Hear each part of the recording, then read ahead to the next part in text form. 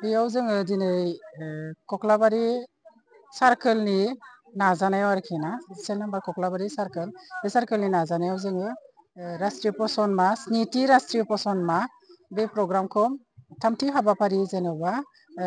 IYCF इनफेन्ट इनफान्ट practice feeding practices बिनि सायाव आरोना 6 मासनि सानि गोजौनि गथ'फोरनो 6 माससिम बिमानि गाइखेरल' जाहोनांगौ बिनि उनाव बिसोरनो गिदिरफोरा जि खायद'खौ जायो बे खायद'फोरखौ एफा एफायै जाहोजेननांगौ 6 मासनि उननिफ्राय बेखौ जोङो एवारनेस लाखिनो थाखाय दिनैनि बे प्रग्रामा जोंना जादों आरो बेनि मेन थांखिया आरो नोजोरा माबायदि? थांखिया बेनो जोंना उन्दैफोरा जेनेबा 6 मासनि उननिफ्राय बिसोरनो गुबुन जाग्रा आदारनि गोनांथि जायो। गुबुन जाग्रा आदारनि गोनांथि जायोबा बै समनिफ्रायनो 6 मास बारनायनि उननिफ्रायनो बिसोरनो जाहोनांगौ जाहोबासो बिसोरो जाहोदावलाङोबासो उनाव मोजाङै जाहैनो हागोन जादावि बुस्थुखौथ' जानो सुखुवा नङा होमबा बिनि थाखाय बे समनिफ्रायनो खेबसे खेबनैयै खेबथामै एफा एफायै जाहोयो जोंनाव मोनसे नियम माबानानै खानानै होखानाय दङ बे जेनेबा मोनबा आसिखौ जोङो मोनबा आसिजों माबानानै रुजायनानै से नाम्बाराव दङ जोंना मोनसे आसियाव सामससे थाव नङाबा घि बेबायदि होनांगौ गथ'नि खायद'आव आरो जोङो ओमफ्राय 2 नाम्बाराव जाहैबाय गंसे सामुस आरो गंसे खुरै बेखौ जोङो बाहायथारनांगौ 6 मासनि उनाव बे जिनिसखौ बाहायोबा थारमाने सानफ्रामबो जोङो गथ'नो जे मोनसे समान मोनसे माबायाव जाहोनो हागोन बिनिसाय खम जाहोयोबा जेनेबा खुरैसेनि खम जाहोयोबा बेखौथ' जों जखाखौ मोनदांनाय नङा बिनि थाखाय मोनसे बाथि आरो मोनसे सामसनि गोनांथि जायो आरो 3 नाम्बाराव जाहैबाय बे मोनबा रुलनि मथे 3 नाम्बाराव जाहैबाय जोंना खेबथामै गथ'खौ जाहोनांगौ जों जेरै गेदेरफोरा फुङाव खेबसे सानजौफुआव खेबसे बेलासियाव खेबसे जायो बेबायदिनो बिसोरनोबो गोनां जानाय आदार जेनेबा खिसारिखौनो होन सुजि बिदिनो दाल खिसारि सुजि नङाबा पाय बेबायदि खेबथामै आहारखौ बेबायदि होनांगौ आरो 4 नाम्बारा जाबाय 4 नाम्बार आसिनि ओंथियानो जाहैबाय मोनब्रै रोखोमनि फुड जेनेबा नाबो थागोन बेदरबो थागोन आरो फिथाइ सामथाइ थागोन बेफोरबायदि आरो ना मैगं फिथाइ सामथाइ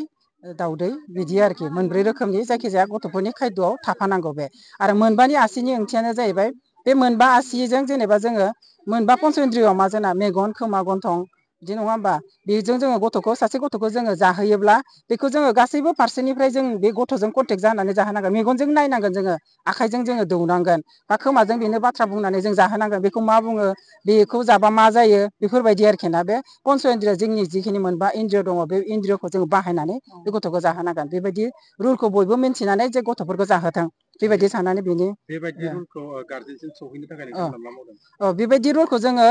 गेजेर गेजेर BHC मिटिं दङ सेकेन्ड बुधबार खालि बा थार्ड जायगा लानानै जायोना बेयाव जोङो बुजायो बेयाव बिमाफोरखौ मोनहैदों होननानै जोङो दासिम फोथायबाय एसेबाबो थारमाने मोनहैबाय आरो आगोलनिसाय थेवबाबो जोङो नाजालांबाय थागोन दा मथा मथि 26 सेन्टारनिफ्राय बिमाफोर सासेबाबो 20सोआ जों बाहागो लाफैदों। আজি আমাৰ 7ম ৰাষ্ট্ৰীয় পোষণ মাহ উপলক্ষে আমি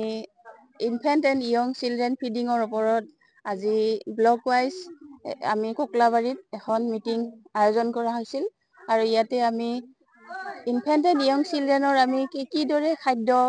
প্ৰস্তুত কৰিব লাগে মাতৃসকলক আমি সেই বিষয়ে সজাগ কৰিবলৈ আমি এইখন আহ্বান কৰিছিলোঁ। আমাৰ লগতে উপস্থিত আছিল আমাৰ গোলাগাঁও আৰু জালাহৰ RBSK টিম লগতে ছুপাৰভাইজাৰসকল আৰু আমাৰ ব্লক পোষণ টিম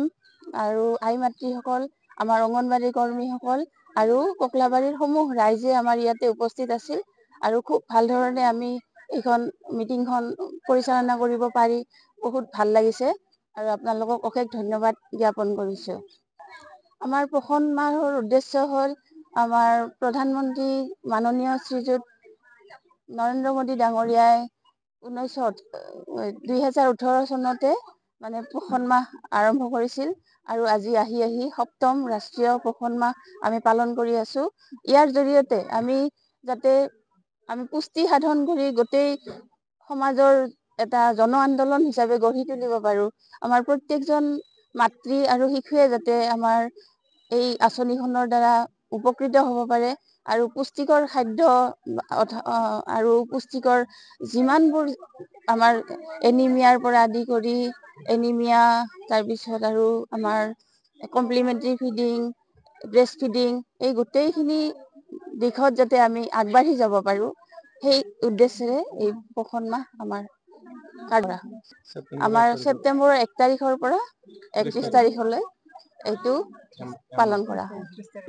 আজি আমাৰ এটা সপ্তাহৰ আমাৰ চলি আছে, এইটো তৃতীয় সপ্তাহ। এই তৃতীয় সপ্তাহৰ কাৰ্যসূচী হ'ল infant and young children feeding.